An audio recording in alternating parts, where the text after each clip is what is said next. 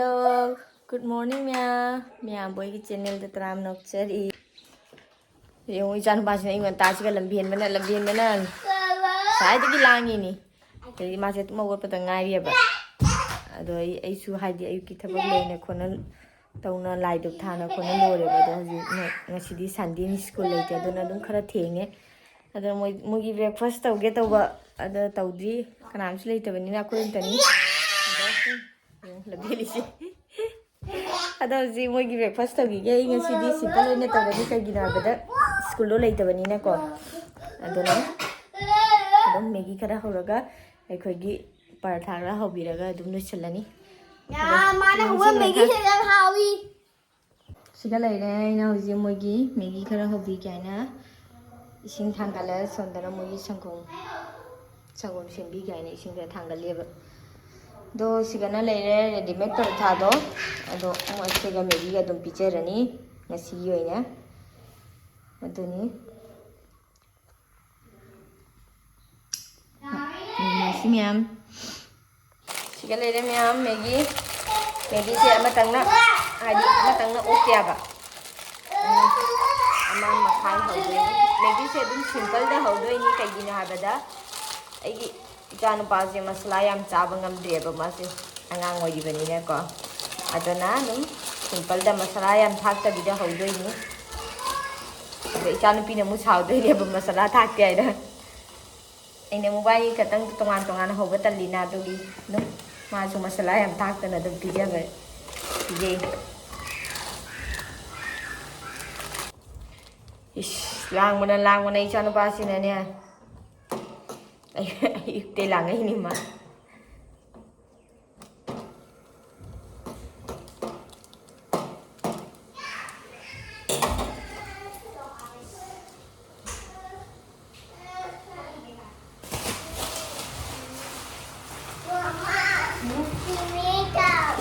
Hawi jo. mau ini jam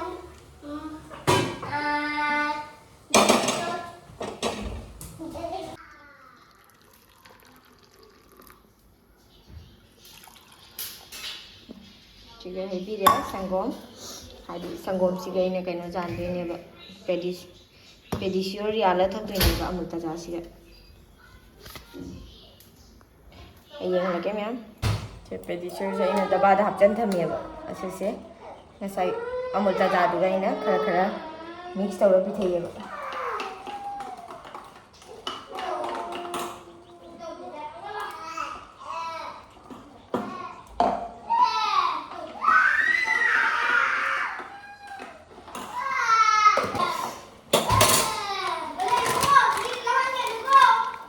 Jadi paratha se haurage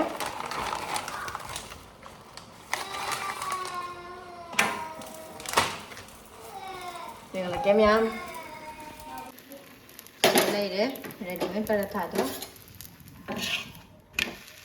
masih di yang aku pergi betul tadi apa apa tu salah lore paratha kita ngah pergi betul tadi sisi nah aku cici lam ya silong lagi ada mana film bani lebih dah moi silong gi se haw bani na awi na siga gi le bi di ne kitang kalli kamain tang ne manje adogi moi si diam so boy dei mana kamain tang ne khande pot mana dia kari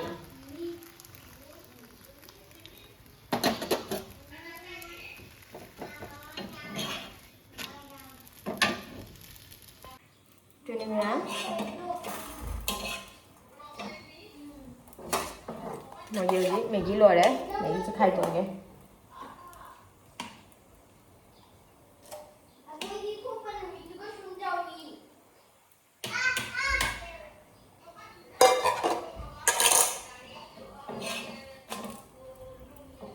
Sudah ready rồi đấy mau ghi mau macam nào này ghi này sih đây là chắc bạn nó lấy đi ra phần nhập nó gì mai đi pizza gì vậy miam sendana lagi Kalau dia ikan bay ikan pizza mobile kita di moi chaba hitia ba ikan bay is macam bhajan na thon chaba hitia ba Kamu cha. Yang kau siapa saja?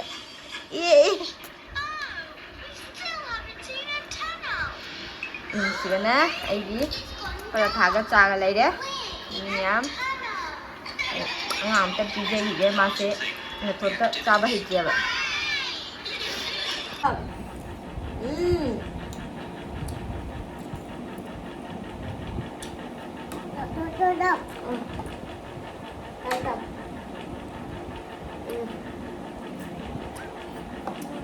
Bapak hai talo ada hai talo tu.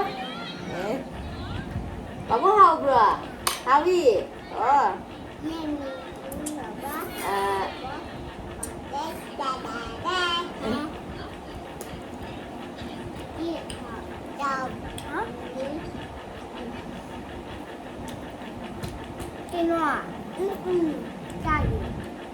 Moise, bakit ka pizza ba yatin yan? Maghada di yang tahal liya ba at angangin na doon ay maghada pizza rin eh.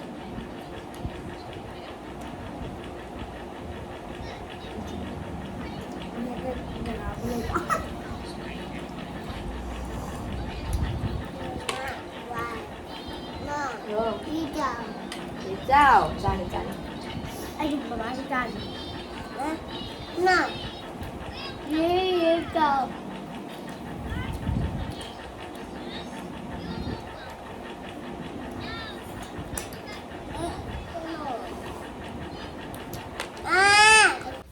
Mẹ mấy hồi gì ngang pizza nó còn nó lôi ra bọn mình breakfast tàu bị nó còn đấy. Cái nó bảo bùa, không đổi đó con này lôi đó. Lôi đấy. Hai di lôi vào di video kapag ngam dia kayo na de moy lang baga kariga. Pizza ba to? Hai di ay pisag si mathoda ma cha ba hei pizza ba ini invite di. Adoni miyam ay khaju. Ngatang loi jumda chaluni jumai ji ban ba chaluni ba. Ban di mai khun gani na ko. Ngatang chaluge kay gina ba tane. Imana moy dukan am sai ba do dalai hei ni ay do ngatang lawan hai rak pa. Ngang chaluge ay su thabak le chala chatoi ni ado ai chalam dai da tu na rasi ai ji le chalu ye nya babu hai ta đâu ra hai sida ayao ante hello đâu ayao se sara se kajana ayao kajana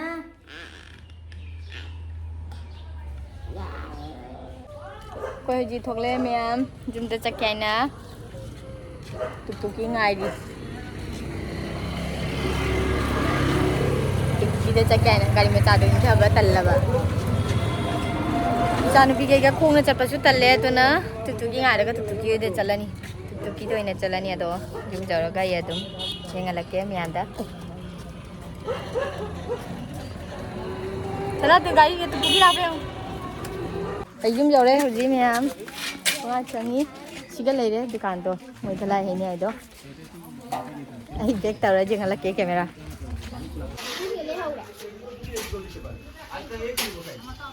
Siga lei re.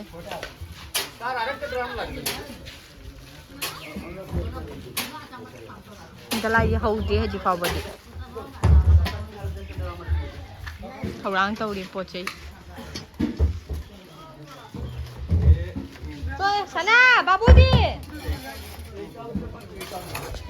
Hah?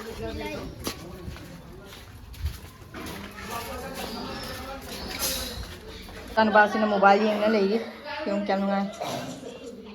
Lak pada mobile je jangan ini mak. Contohnya ikan pisang lari. Hai Miam. Hai chỗ làm nè. Hai tao lo macam.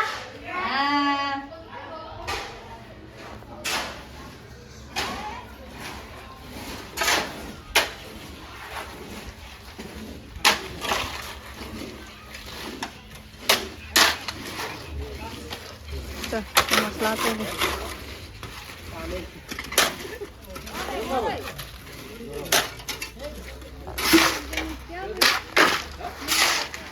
Yang budi tahu dia dah dukan ini.